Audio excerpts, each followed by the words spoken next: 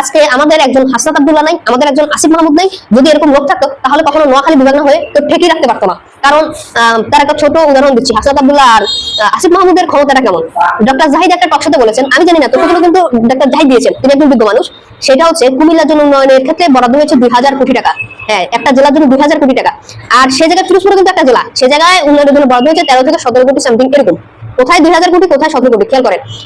এক আসিফ মাহমুদের এলাকায় বরাদ্দ হয়েছে 450 কোটি টাকা, আর হাসান মাহমুদ আব্দুল্লাহর জন্য বরাদ্দ হয়েছে 350 কোটি টাকা। তাহলে কুমিল্লা বিভাগ হবে নাকি নোয়াখালী বিভাগ হবে? মানে এটা কেন হচ্ছে? জুলাই সনদে বলা হয়েছে ফরিদপুর এবং কুমিল্লা বিভাগ চাই। আমরা কি জুলাই করেছি কুমিল্লার ফরিদপুরের জন্য?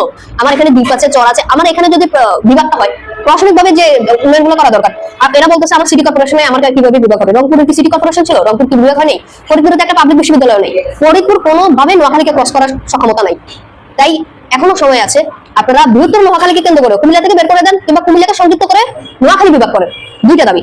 আর যদি এই কিছু না পারেন তাহলে শেষমেশ আমরা যেখানে ছিলাম চট্টগ্রামে, আমরা চট্টগ্রামের সাথে বিভাগ চাই। কারণ একটা সময় এসে ইনশাল্লাহ আমরা বৃহত্তর নোয়াখালী বিভাগ হবই। আর বিভাগ না হলে আমাদের সার্বিক উন্নয়ন কখনো সম্ভব না। কারণ আমার অনেকগুলো চর আছে, আমার আছে দ্বীপ, আমার জেলা আয়তনে বৃহত্তর নোয়াখালী অনেক বড়। এই জায়গায় প্রশাসনিক উন্নয়ন করতে হলে অবশ্যই বিভাগ করতে হবে। তাই সবাই নোয়াখালী বিভাগ চাই, গণ আন্দোলন গড়ে তুলুন। আমরা আসছি সোনামুড়িতে, দীর্ঘ সময় ছিলাম এখানে, এখনো কথা বলছি, আপনারা কথা বলেন। ধন্যবাদ।